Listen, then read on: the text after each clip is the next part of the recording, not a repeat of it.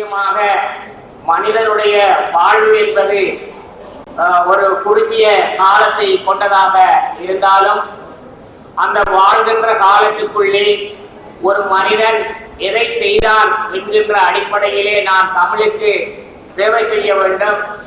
எங்களுடைய நெறியாளர் சொன்னார், தமிழை படிப்பவர்கள் அல்லது தமிழை கற்பவர்கள் இளைமையாக இருக்கின்ற தோற்றமுடையவர்கள் என்று.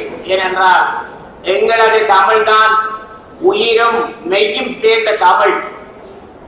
மற்ற மொழிகளை போலல்லாமல் எங்கள் மொழிக்கு இறை ஆற்றல் உண்டு. அந்த அந்த தன்மையிலேதான் உயிரும் மெய்யும் சேர்ந்ததுதான் எங்களுடைய இந்த 246 எழுத்தாக இருக்கின்றது. அதே போல் மனித உயிரும் உடலையும் பிணைத்த ஒரு சக்தியாகத்தான் இந்த தமிழ் இருக்கின்றது. ஆகவேதான் இந்த தமிழ் இன்று உலகம் பூராகவும் வாழ்ந்து கொண்டு இருக்கின்றது என்பதனை நாம் இந்த இடத்தில் பதிவு செய்து கொள்ள விரும்புகின்றேன்.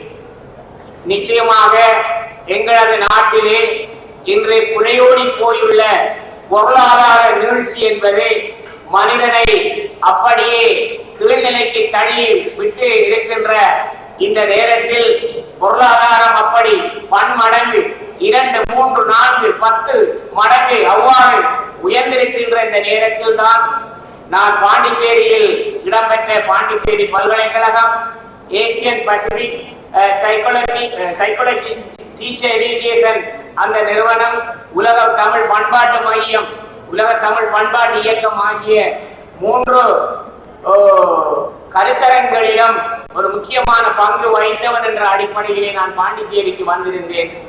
அது ஒரு அரச விழாவாகவும் இருந்தது. அதில் பங்கு பற்றிய இந்த நேரத்தில் தான் நான் இந்த கல்லூரியில் பங்கு பெற வேண்டும் என்று நான் ஏற்கனவே சதாசிவம் சொல்லியிருந்தேன். உங்களை வந்து நான் ஒரு பார்த்துட்டு வாரன் என்று. ஆனால் அவர் திடீரென கோல் எடுத்து சொன்னார், இப்படியான ஒரு உங்களுடைய அறிவை கொஞ்சம் பகிர்ந்து கொள்ளுங்கள் என்று. அறிவை பகிர்ந்து கொள்கின்றது யாருக்கும் இந்த ஒரு விதமும் இல்லை.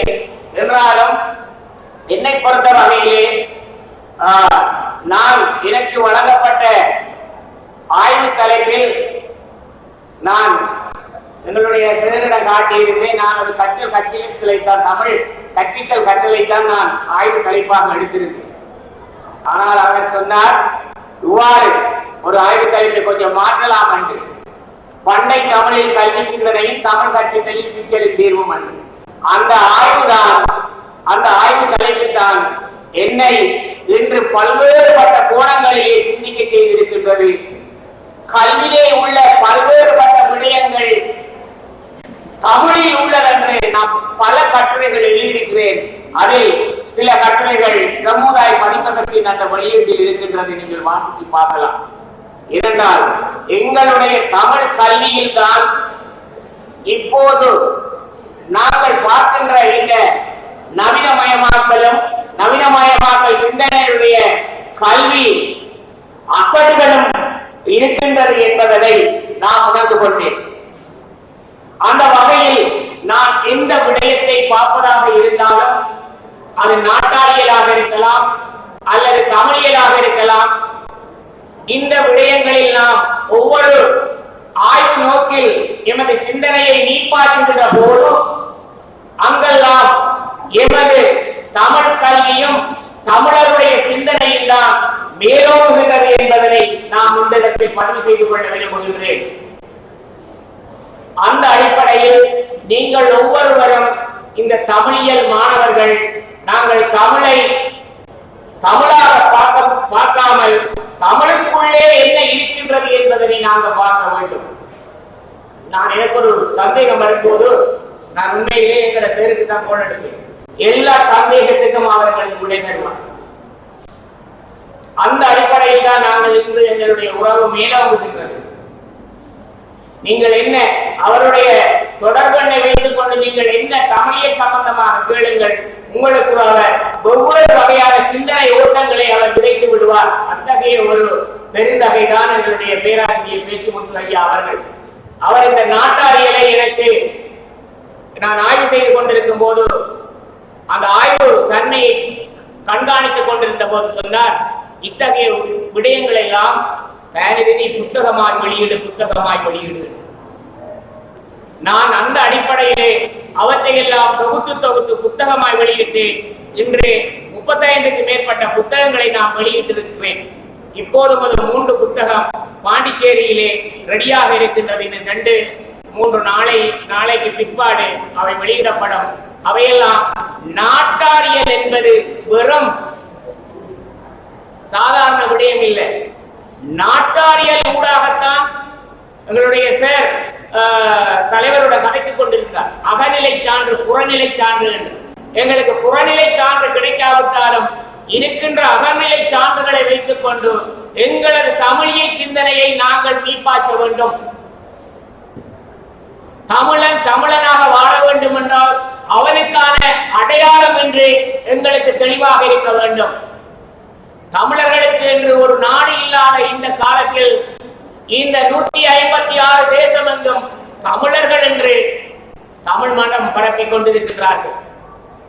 அத்தகைய நிலை எதனால் உருவாகியது? எமது சிந்தனை மரபால், சிந்தனை ஓட்டத்தால். நாங்கள் எங்களது தமிழர்கள் போல் அவர்களுடைய மொழியை கற்று அவர்களுக்கு பதில் சொல்லுகின்ற ஒரு பாரிய பொறுப்பை இன்று கையில் ஏந்தி இருக்கின்றார்கள். அத்தகைய நிலையில்தான், அத்தகைய பின்னணியில் தான் நாம் இந்த நாட்டார் பாடலை பற்றி நோக்குகின்றோம். இந்த நாட்டார் பாடல் என்பது கோமர் கூறியது போல கிறிஸ்துவுக்கும் 9ஆம் நூற்றாண்டு அந்த காலத்திலே இன்றைய கோமரை பதிவு செய்கின்றார்கள். அவர் நாட்டார் பாடல் எழுதவில்லை, அவர் நாட்டார் பாடலை பாடியிருந்தார்கள். அதற்கு அகச்சான்றும் புறச்சான்றும் காட்டி விடுகின்றார்கள். காரணம் என்னென்றால் அவர் பாடவில்லை, கோமர் பாடியிருக்கின்றார், எழுதவில்லை என்று. ஆனால் எழுத்து என்ற நிலைமை நாங்கள் சங்க காலத்தில் தான், சங்ககாலத்தை ஒட்டிய காலத்தில் தான் நாங்கள் எழுத்து மொழியாக பல்வேறுபட்ட விடயங்களை பதிவு செய்து விடுகின்றார்கள். ஏனென்றால் சங்ககாலம் என்பது கிறிஸ்துவுக்கு பின் 3ஆம் நூற்றாண்டு வரை உள்ள காலம் என்றுதான் வரையறுத்து விடுகின்றார்கள் கல்வியலாளர்கள். ஆகவே இவ்வாறான ஒரு நாட்டாரியல் சிந்தனை கிழக்கு மட்டக்களப்பு என்பதை விட இலங்கையில் சிறப்பாக கொள்ளப்படுகின்றது. அவற்றிலும் மட்டக்களப்பில் தான் நாட்டார் பாடல்களுடைய உச்ச நிலை இன்றும் இருந்து கொண்டிருக்கின்றது. பேராசிரியர் சூரா வித்யானந்தன் மட்டக்களப்பு நாட்டார் பாடல்களை ஆராய்ந்திருக்கின்றார். பேராசிரியர் பாலசுந்தரம் பிள்ளை மட்டக்களப்பு நாட்டாரியலை ஆராய்ந்திருக்கின்றார். கா சிவத்தம்பி பல புத்தகங்களை வெளியிட்டிருக்கின்றார். இப்போதும் பல்வேறுபட்ட விடயங்களை நாங்கள் அங்கே இருக்கின்ற விடயங்களை ஆராய்ந்து புத்தகமாக வெளியிடுகின்றோம். நான் கூட ராமரம்மானை, வைகுண்டம்மானை, வள்ளியம்மன் அம்மானை, மட்டக்களப்பு கூத்து, மட்டக்களப்பு காவியங்கள், மட்டக்களப்பு இப்படி என்று பல்வேறுபட்ட புத்தகங்களை நான் வெளியிட்டு எங்களுக்கு அந்த ஒவ்வொரு ஆய்வுரையிலும் நான் தெளிவாக ஒவ்வொரு ஆய்வுரை நான் பதிப்பிப்பது எனது கடமை என்பதை விட அந்த ஆய்வு பதிப்புரையை எழுதுவதில் மிகவும் கடினமாக உழைத்துக் கொள்ளுவேன். ஏனென்றால் அந்த ஆய்வு பதிப்புரை தான் அந்த ஆய்வுக்கான விடயங்களை சொல்ல போகின்றது. அந்த அடிப்படையில் மட்டக்களப்பிலே இருக்கின்ற அந்த நாட்டார் பாடல் மரபு என்பது இன்று பெரியதொரு பிரவாகம் பெற்றிருக்கின்றது. நாம் உதாரணமாக சொல்லலாம், இந்த மட்டக்களப்பு இலங்கை ஈழத்தில் இருந்து தமிழ் பரப்புவதற்காக இலங்கையில் பலர் வந்து இந்தியாவுக்கு பலர் வந்தனர். ஈழத்து பூதந்தேவனார் இருந்து அதனை தொடர்ந்து வந்த ஆறுமுகனாவலர், சிவை தாமோதரம் பிள்ளை, உலகத்திலே முதல் தமிழ் பேராசிரியராக இருந்த விபுலானந்தர், அவர் அண்ணாமலை பல்கலைக்கழகத்துக்கு முதல் தமிழ் பேராசிரியர் மட்டுமல்ல, உலகத்துக்கும் தமிழ் பேராசிரியர் அவர் தான். அவர் எனது மட்டக்களப்பை சேர்ந்தவர் தான். சுவாமி பேராசிரியர் சுவாமி விபுலானந்தர். இலங்கைக்கும் அவர்தான் இலங்கை பல்கலைக்கழகத்துக்கு முதல் பேராசிரியர். இவர்கள் எல்லாம் இங்கே தமிழ் பரப்பினார். தமிழினுடைய ஆழத்தை பார்த்தார். விபுலானந்தர் இலங்கைக்கு வரும்போது, இலங்கையிலிருந்து அண்ணாமலை பல்கலைக்கழகத்துக்கு பேராசிரியர் வரும்போது இங்கே உள்ள தமிழ்நாட்டில் உள்ளவர்கள் எல்லாம் வரவேற்றார்கள் அவரை. அவரிடம் ஒரு கேள்வியை கேட்டார்களாம், சுவாமி நீங்கள் இலங்கையில் இருந்து வருகிறீர்கள், அவர் இந்தியாவிலிருந்து அங்க போயிருக்கிற பிறகு அண்ணாமலை பல்கலைக்கழகத்துக்கு பேராசிரியர் வருகின்றார். நீங்க என்ன பணி செய்ய போகிறீர்கள், ஏன் நீங்கள் இதனை ஏற்றுக்கொண்டீர்கள்? விபுலானந்தர் சொன்னாரா அந்த மக்களை பார்த்து, இலங்கை என்பது ஒரு சிறிய நாடு. அந்த சிறிய நாட்டுக்குள்ளே இருந்த எங்களுக்கும் சிறிய மனம்தான். பாரதம் என்பது பரந்த நாடு. இந்த பரந்த நாட்டிலே உள்ள இருக்கின்றவர்களுக்கெல்லாம் பரந்த மனப்பான்மை உண்டு. ஆகவே எனது மனப்பாங்கையும் பரந்த மனப்பாங்காக மாற்றி நான் சேவை செய்வதற்காக இங்கே வருகிறேன் என்று பதிவு செய்தார். இதுதான் நான் நினைக்கிறேன் விவேகானந்தர் சிந்தனையிலிருந்து அது கிளந்திருக்கும் என்று. கடலில் இருந்து அல்லது ஒரு ஆற்றில் இருந்து ஒரு தவளை கொண்டு கிணற்றில் விழுகிறது. விவேகானந்தர் கிணற்றுக்கையும் ஒரு தவளை கிடக்கு. கிணற்றில் இருக்கும் தவளை கேட்டுதான், நீ எங்கிருந்து வந்தாய்? சொல்லித்தான், நான் கடலில் இருந்து வந்தேன். கடலா எப்படி எப்படி சொல்லும்? இந்த தொங்கலுக்கு அந்த தொங்கலுக்கு பாய்ச்சி காட்டிச்சான், இதுதான் கடல். அதுக்கு விளங்கிக் கொள்ளவில்லை. இப்படியே அதை விளக்க முடியாமல் இருந்த நேரத்தில் அவர் மனித மனங்களை அவ்வாறு தான் பதிவு செய்கின்றார். நாங்கள் கற்பது சிறிதாக இருந்தாலும் கற்க வேண்டிய விடயம் கடலளவில் இருக்கின்றது. அதற்கு இந்த மனங்களும் உதவும் என்ற அடிப்படையிலே அவர் அந்த விடயத்தை பதிவு செய்து கொள்கின்றமையை நாம் பார்க்கின்றோம். எனவே மட்டக்களப்பு நாட்டாரியலில் இருக்கின்ற விடயங்களை பல்வேறு வகையாக நாங்கள் பார்க்கின்றோம். தெய்வங்களை சம்பந்தப்படுத்திய நாட்டார் பாடல்கள், மழையும் பஞ்சத்தையும் பொருளாக கொண்ட பாடல்கள், தாலாட்டு பாடல்கள், விளையாட்டு பாடல்கள், காதல் உணர்வை வெளிப்படுத்தும் அதிக பாடல்கள், திருமணம் சம்பந்தமான பாடல்கள், குடும்பம் சம்பந்தமான பாடல்கள், சமூகம் சம்பந்தமான பாடல்கள், உறவும் தொழிலையும் மேம்படுத்துகின்ற பாடல்கள், ஒப்பாரி பாடல்கள். இவற்றை நான் தான் கட்டமைத்து வடிவமைத்துக் கொண்டே இவ்வாறு இந்த பாடல்களை பிரித்து. ஆகவே இந்த பாடல்களிலே மிகவும் இன்று மனிதனையும் தெய்வங்களையும் இணைக்கின்ற பாடலாக இருப்பது காவியங்கள். நாங்கள் பார்ப்பது போன்ற காவியம் என்றால் இந்த பெருங்காவியம் சிறுகாவியம் மாதிரி அல்ல. இது 8 அடி கொண்ட காவியங்கள்.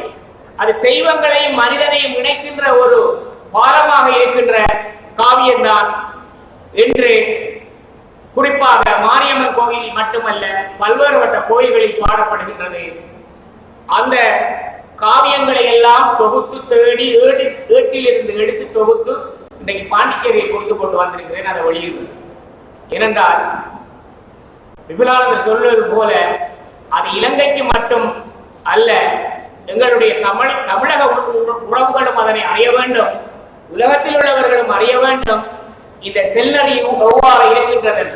உதாரணம், ஒரு பாடல், மகமாரி என்றுனை நினைப்பவர் தமக்கு வருவாதமொடு பித்தம் சிலேப்பனம் கண்ணோய் பகைதோசமானதொரு நோய் விரக தீவினைகள் பாடி வட்டோடு முன்னாமங்கள் சொன்னார்.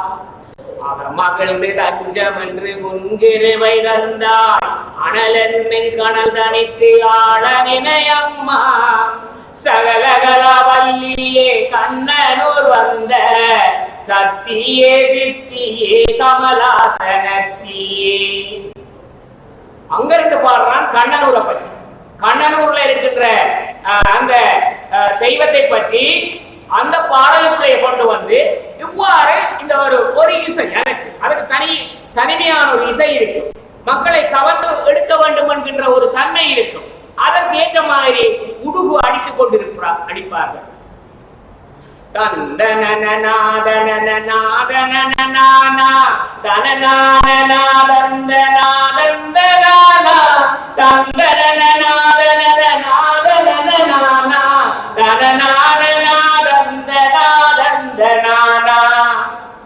அதுக்கு பிறகு அடுத்த பாடல்.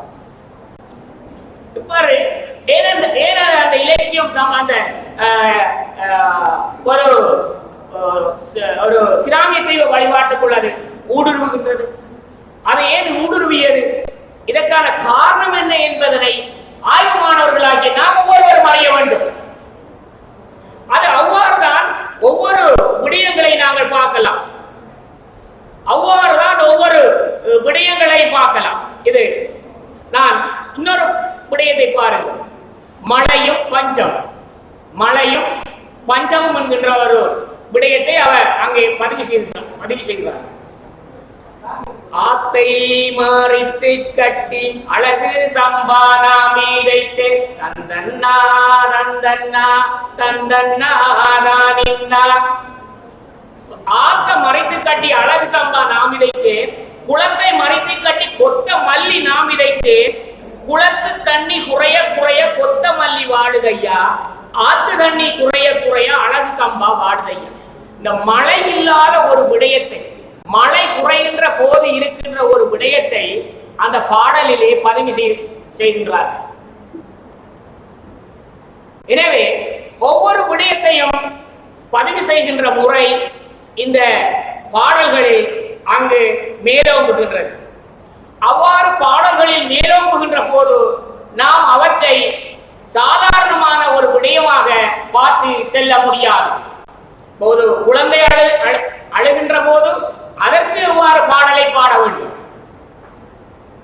அதாவது வேளாமை வெட்டுகின்ற போது அதற்கு எவ்வாறு பாடலை பாட வேண்டும் என்பது இந்த தமிழ்நாட்டு நாட்டார் பாடலிலே இருப்பதை போன்ற பல்வேறுபட்ட தலைப்புகள் இலங்கை நாட்டாரியல் சிந்தனையிலும் மேலோங்குகின்றது.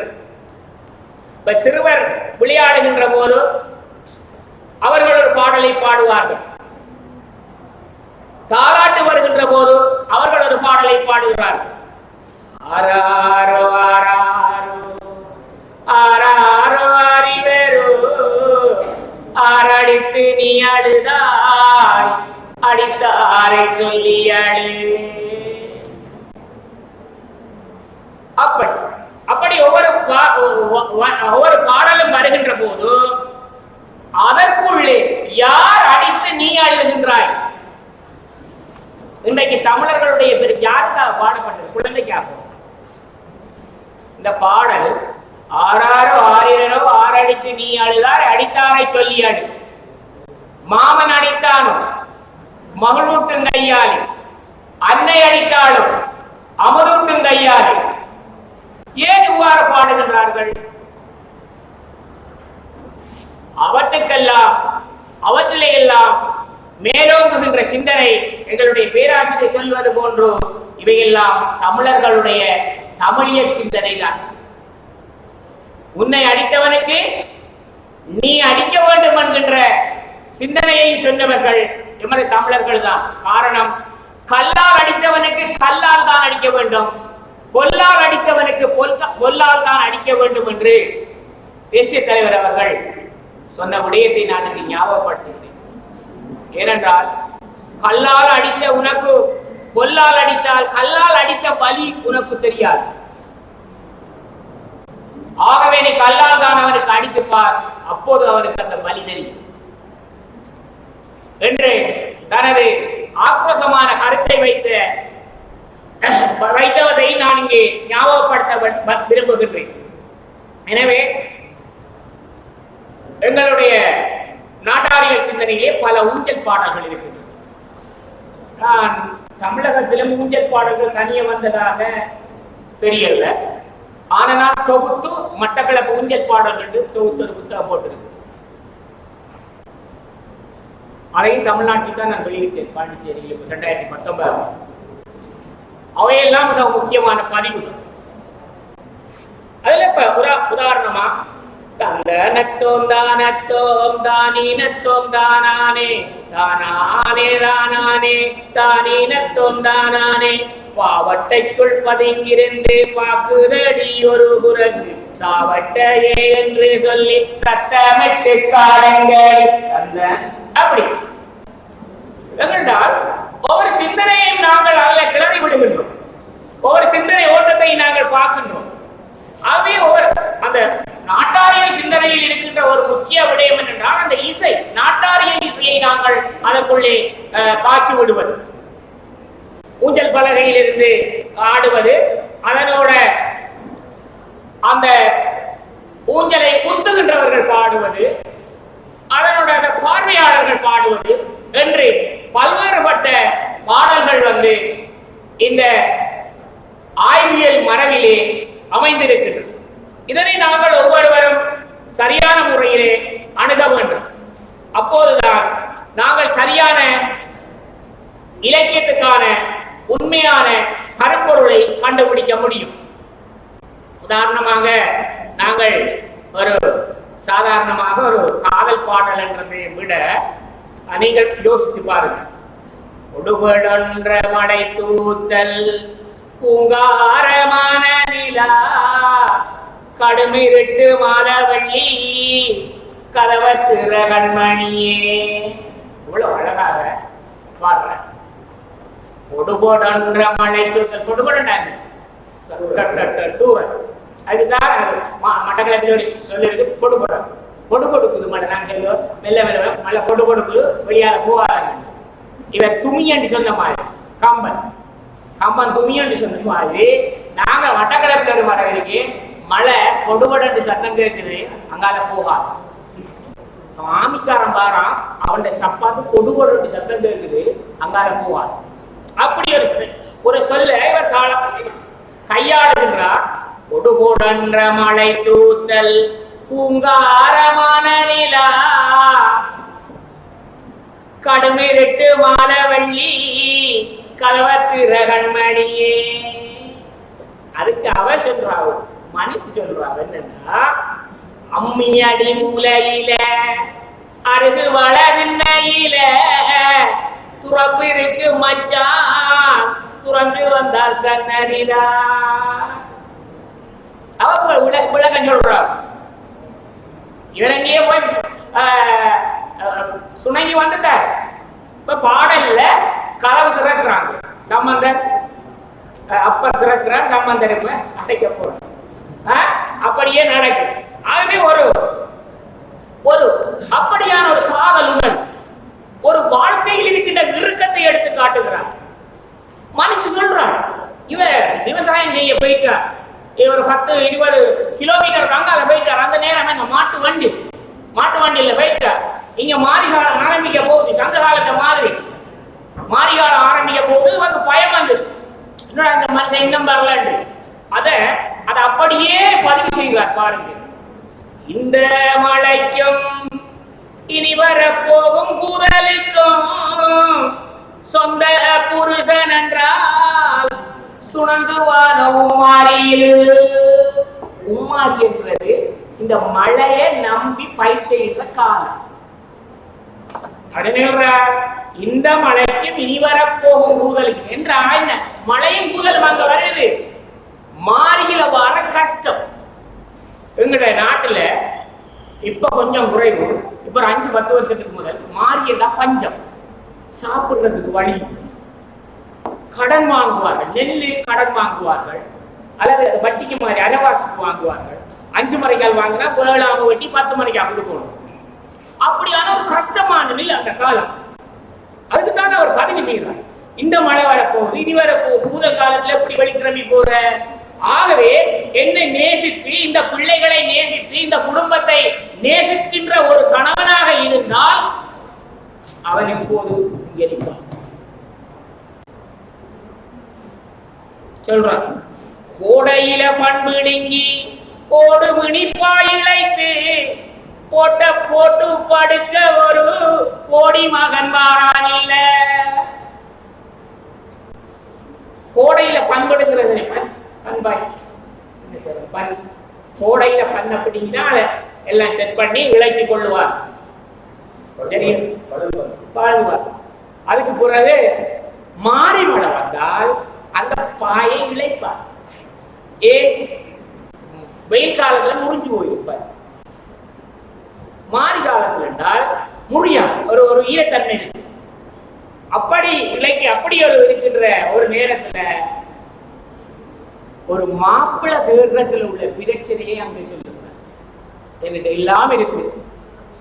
ஆனால் ஒரு மாப்பிள்ளையை எடுப்பது என்பது ஒரு பிரச்சனையான விஷயமாக இருக்கின்றது. ஏனென்றால் இங்க எப்படி நாங்க எங்களோட பொம்பளை பிள்ளைகள் நாங்க சீதனம் கொடுக்கணும். எப்படி வீடு கொடுக்கணும், காணி இருந்தால் காணி கொடுக்கணும், காசு கொடுக்கணும், எல்லாமே கொடுக்கணும். இலங்கை எங்கட மட்டக்களப்பு கலாச்சாரம். இதை விட யாழ்ப்பாணத்துல அது தொங்கல் கோடிக்கணக்கு. அப்படியான ஒரு கலாச்சாரம், அப்படியான ஒரு கலாச்சாரத்தை பதிவு செய்கின்ற ஒரு முறைமை இந்த நாட்டார் பாடல்களிலே பொதிந்திருக்கின்றது. எனவே இன்னொரு விடயத்தை அவர் பதிவு செய்கின்றார். வண்டியில போற கிளி மழை வந்தா என்ன செய்வாய், கூட்டவாகிலியே உனக்கு குடுகுடவை சோறுதாரே. கூட்டண்டா வீடு, வண்டியில போற கிளி மழை வந்தா நீ என்ன செய்வா, இந்த இடத்துக்கு வரணும். அப்ப மனிதனை மனிதனாக மதிக்கின்ற பல்வேறுபட்ட நாட்டாரியல் பண்புகள் இந்த விடயத்திலே மேலோங்குகின்றது. எனவே ஒவ்வொரு மனிதனுடைய விடயத்தையும் பார்க்கின்ற போது ஒரு மனிதன் எனது குடும்பத்தை நாம் பாதுகாத்துக் கொள்வதற்காக மிகவும் கஷ்டப்படுகின்றேன். அதுபோல் உங்களது கல்வியை மேம்படுத்த வேண்டும் என்பதற்காக உங்களுடைய பெற்றோர்கள் மிகவும் கஷ்டப்பட்டுக் கொண்டிருக்கிறார்கள், கஷ்டப்படுகிறார்கள். ஏனென்றால் அடுத்த தலைமுறையை உருவாக்க வேண்டும் என்பது மட்டுமல்ல, எமது மகன் மகள் அவர்களுடைய கல்வி வளர வேண்டும் என்ற சிந்தனை அவர்களிடம் இருக்கின்றது. இவ்வாறான ஒரு குடும்ப சிக்கலை இந்த நாட்டாரியலில் பதிவு செய்கின்றார். இவ்வாறு சின்ன சின்ன வண்டில் கட்டி செவத்த மாடு 2 பூட்டி வாழைக்காய் பாரமேற்றி ஆண்டி ஒரு புருஷன் சொல்லுவாங்க. இந்த பெண்கள் வீட்டில் இருக்க தலைவி கையுறுக்கம் அறிக்கணும். அப்படியா? வீட்டு தலைவி கையுறுக்கம் அறிக்கணும். ஏனென்றால் நாங்கள் ஆண்கள் உழைத்து வருகின்ற போது சரியான முகாமைத்துவத்துடன் செலவு செய்கின்ற போக்கு வீட்டு தலைவிகளுக்கு தான் இருக்கின்றது. இங்கு இவள் ஒரு ஓட்டை தலைவியை அவர் காட்டுகின்றார். எல்லாத்தையும் அப்படியே செலவழிக்க விடுவார். அதுக்கு அவளோட தோழி வந்து சொல்றாள், சங்க காலத்து மரபு மாறித்தான் தோழந்தோழில, அடியே நீ இப்படி செலவு செய்கிறாய், நீ பொறுப்பு இல்லாம நடந்து கொள்கிறாய், உன்னுடைய புருஷன் படுற பாடு உனக்கு தெரியுமா? அவ எப்படி பாடுபடுறான்? சின்ன சின்ன வண்டில் கட்டி செவத்த மாடு 2 பூட்டி வாழைக்காய் பாரமேற்றி ஆண்டி உன் புருஷன். மாடு இழுக்கிறாங்க, அவன் சேர்த்து இழுத்துவார். சின்ன சின்ன வண்டி கட்டின்றது மாடு இழுக்க வேண்டிய சுமைய மாட்டுக்கு கூலி கொடுக்க வேண்டும் என்று அவன் சேர்த்து இழுத்து வருகிறான். அது எப்படி மாடு? அதுக்கு அவன் பால் கொடுக்கிறார். மாடு மேசத்தல் மாடு வண்டியும் ஓட்டை வண்டி மாடு இழுக்க மாட்டாமல்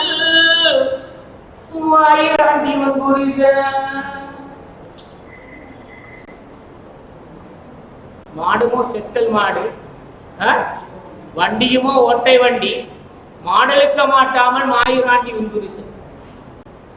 எப்படி பதிவு செய்து விட்டார்? இந்த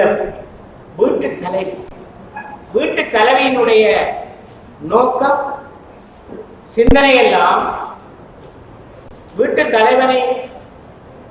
தலைவன் என்ன செய்கின்றார், எப்படி அந்த பணத்தை கொண்டு வருகின்றார், நாங்கள் எப்படி இந்த பணத்தை செலவு செய்ய வேண்டும், அந்த பணத்தினுடைய வலுவை எப்படி இருக்க வேண்டும் என்பதனை அவர் தெளிவாக நாட்டாரியலிலே பதிவு செய்கின்ற ஒரு முறைமை இருக்கின்றது. இதைத்தான் சொல்லுவாங்க மலையகத்துல இன்றைக்கு ஒரு 200-250 வருட வரலாறு, மலையக வரலாறு. அவர்கள் இந்தியாவில் இருந்துதான் அங்க தோட்ட தொழிலுக்காக வந்தவர்.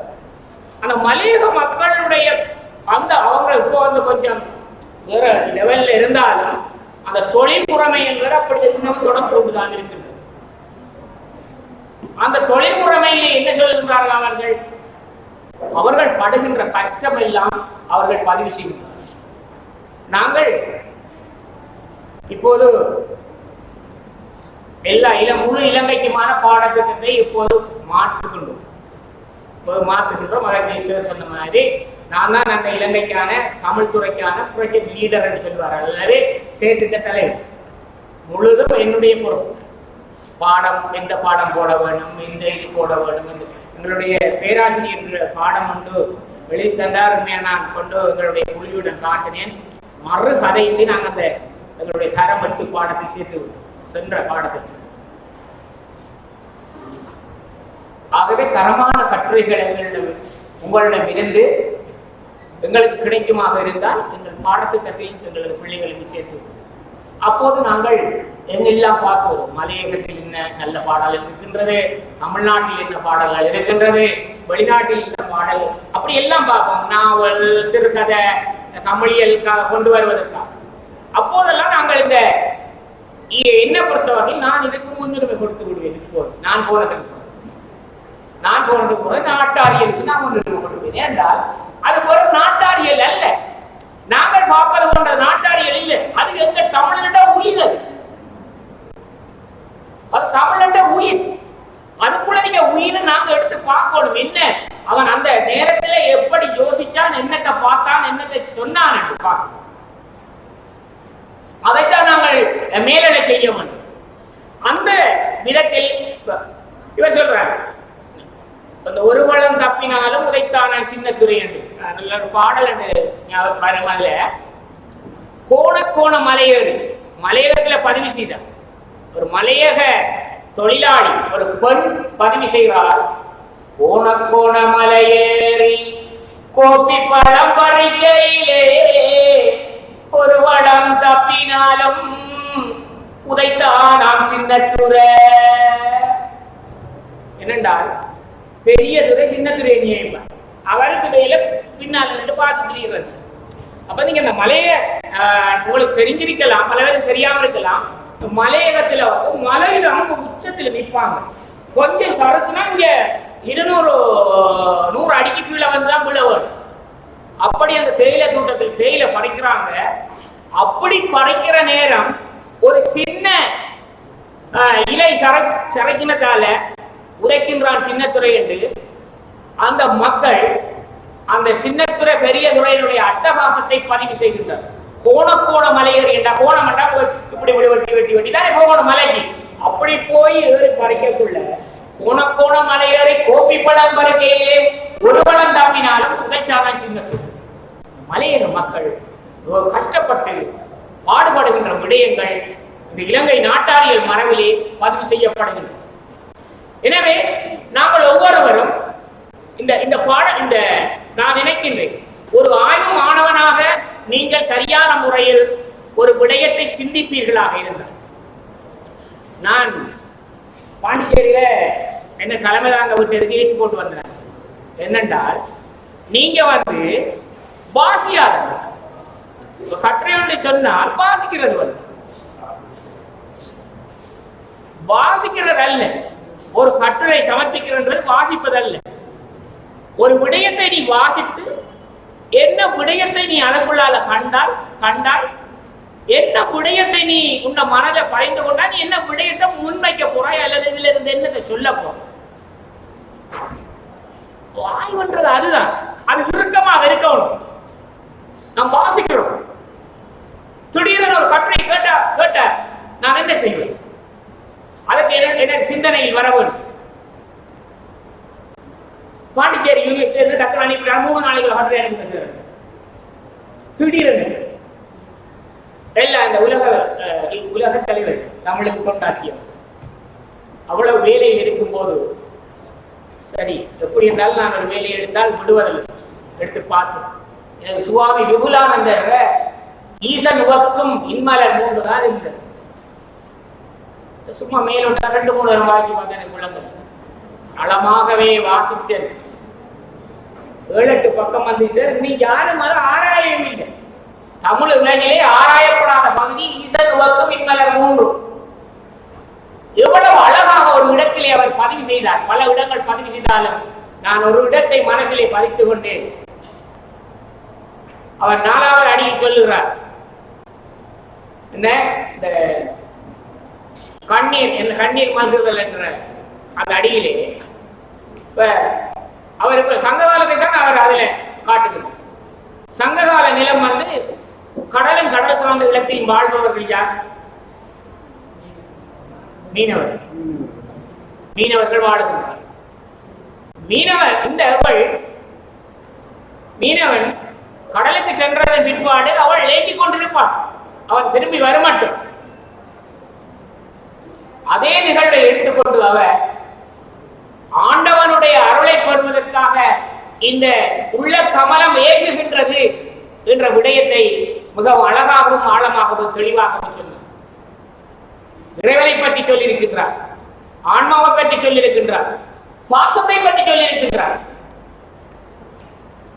இந்த மலர், இந்த 3 மலரும்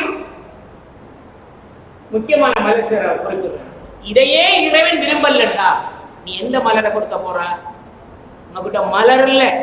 இந்த உலகத்திலே அவர் சொல்லுகின்ற 3 மலரையும் விட நல்ல மலர்களில் இறைவனுக்கு சூடக்கூடியது. ஆகவே நீ சூடக்கூடிய ஒரே ஒரு மலர் உனது உள்ளம் மட்டும்.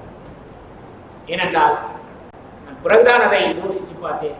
மட்டக்களப்பு அல்லது யாழ்ப்பாணத்தில் அவர் 2 இடத்திலே பிரிசுமல அங்கிருக்கின்ற அந்த இன மோதல் அல்லது இறைவனுக்காகவே அள்ளி கொட்டுகின்ற முறை, இவை எல்லாத்தையும் அந்த கண்மூடித்தனத்தை அவர் மறைத்து உள்ளத்தால் உருகி வேண்டுகின்ற ஒரு முறையை அவர் கொண்டு நானும் அதைத்தான் உங்களுடன் பதிவு செய்ய விரும்புகின்றேன். மாணவர்களே, நீங்கள் ஒரு ஆய்வு பொறுமையை நீங்கள் கையில் எடுத்தீங்கன்றால் அதை நன்றாக வாசி. அதில் என்ன விடயம் சொல்லப்படுகின்றது என்று பாருங்கள். அதனூடாக நீங்கள் இந்த உலகத்துக்கு என்னத்தை சொல்ல போறீங்க, என்னத்தை கண்டுபிடித்தீர்கள், உங்களோட முடிவு என்ன? கண்டுபிடிப்பது வேறு, முடிவு வேறு. நான் இதை கண்டுபிடித்தேன் என்ற முடிவு. ஆகவே இதெல்லாம் இப்படி இருக்கிறதால இதெல்லாம் இப்படித்தான் வரும். அப்படியான முறையைத்தான் நாங்கள் எங்களுடைய ஆய்வுகளில் நாங்கள் மேற்கொள்ள வேண்டும். அதனை நாங்கள் இந்த நாட்டாரியலிலே நாங்கள் பார்க்க வேண்டும். இது ஒரு முக்கியமான நாட்டாரியலை பற்றி கதைப்பதற்கு ஒரு அரை மணி 3/4 மணி நேரம் போதாது. ஒரு நாள் கூட செல்லுபடியாகும். அப்படியான நாட்டாரியல் மரபில் இன்னொரு மரபு இருக்கு, ஒப்பாரி மரபு. ஒப்பாரி ஒப்பாரி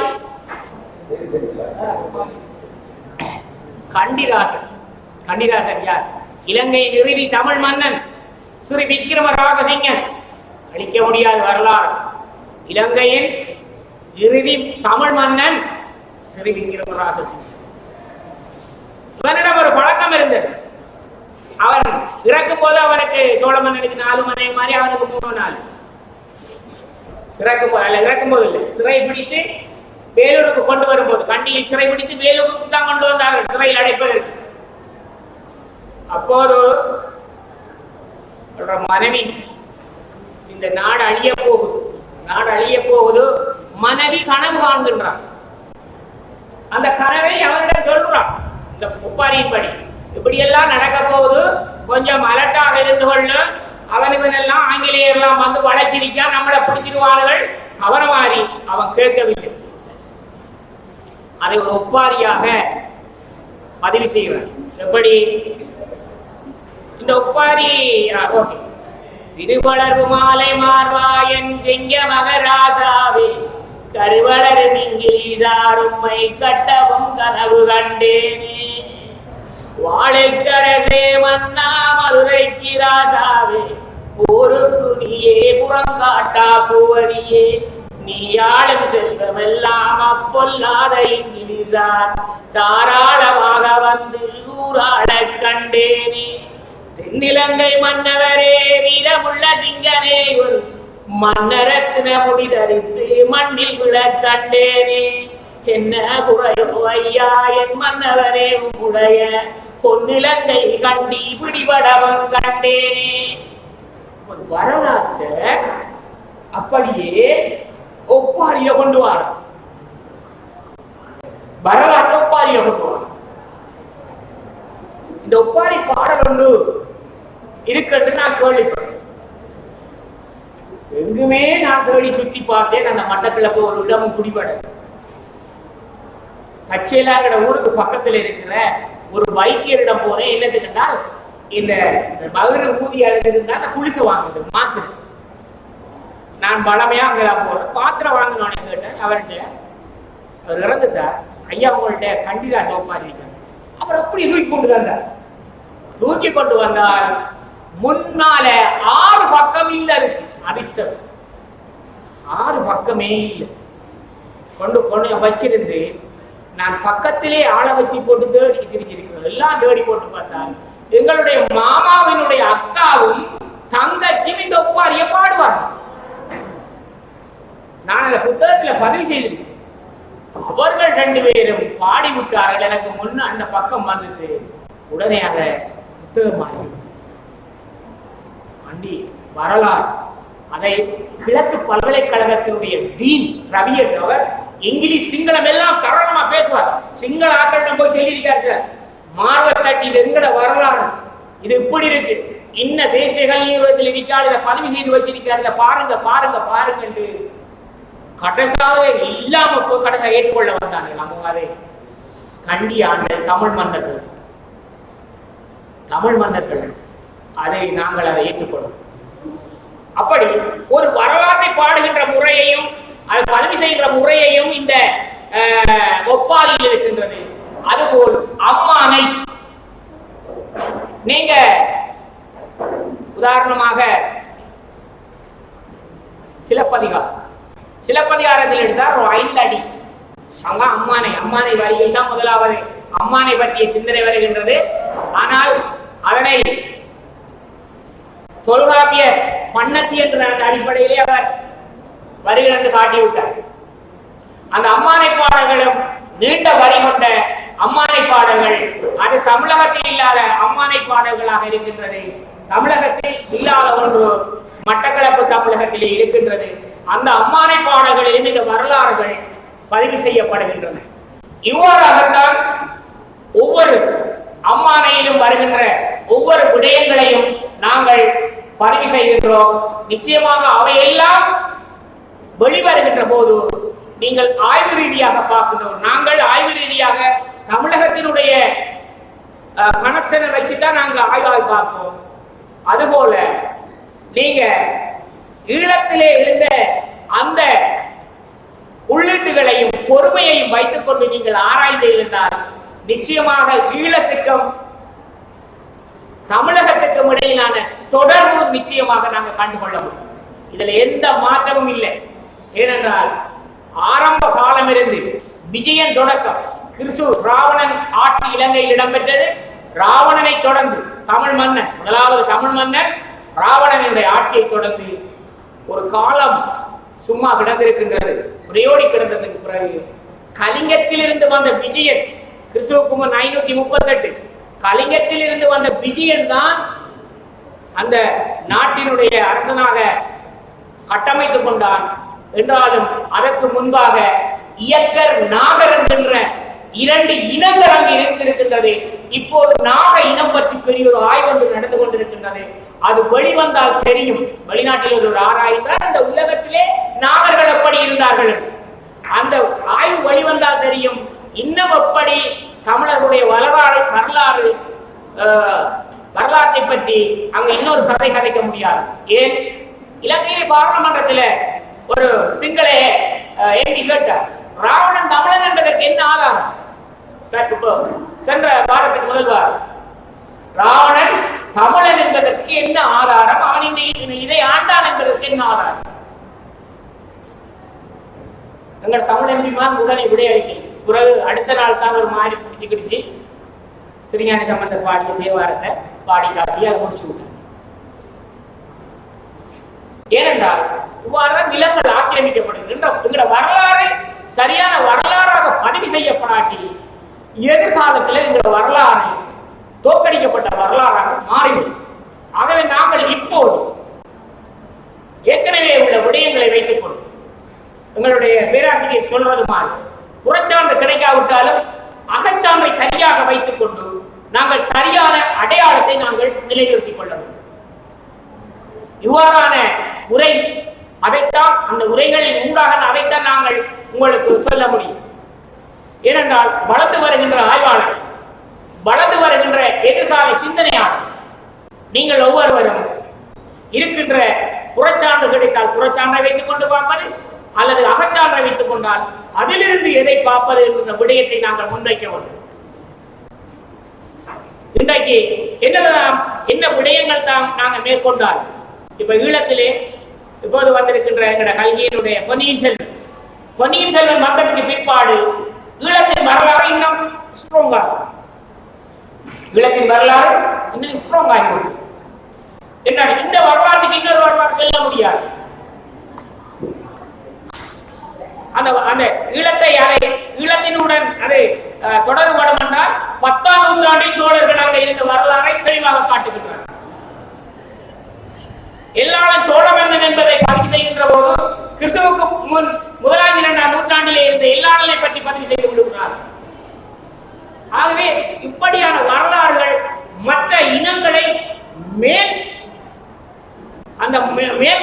கிளப்ப செய்வது, மற்ற இனங்களுடைய அந்த சிந்தனையை மழுங்கடிப்பதற்கு எங்களுடைய தமிழர்களுடைய வரலாறு சரியான முறையிலே இருக்க வேண்டும். அதுதான் நமது இனத்தினுடைய அடையாளமாகும் என்பதையும் கூறிக்கொண்டு நிச்சயமாக இந்த மேடை பல்வேறுபட்ட சிந்தனையாளர்களை கண்ட மேடை. அந்த மேடையில் கொல்லதெருவில் ஊசுவிப்பது போன்று நானும் எனக்கும் சில உரையாற்றுவதற்காக இந்த பேராசிரியர் பெருந்தகையர் உதவியுள்ளனர். அந்த வகையிலே மீண்டும் தமிழ்துறை தலைவர், இதனை வழிநடத்திய எங்களுடைய ஆய்வுக்கு பொறுப்பாக இருக்கின்ற ஐயா அவர்கள், எங்களுடைய நண்பர் பேராசிரியர் சதாசிவம் ஐயா அவர்கள், மற்ற துறையினுடைய பொறுப்பாளர்கள், விரிவுரையாளர்கள், பணியணியினர், மாணவர்கள், இதற்கு எல்லாவற்றுக்கும் மேலாக இன்றும் ஒரு சந்தேகம் வரும்போது கிளறச் செய்கின்ற எங்களுடைய பெரும்பேராசிரியர் வெற்றிமுத்து ஐயா எல்லோரிடமிருந்து விடைபெறுகின்றேன். நன்றி.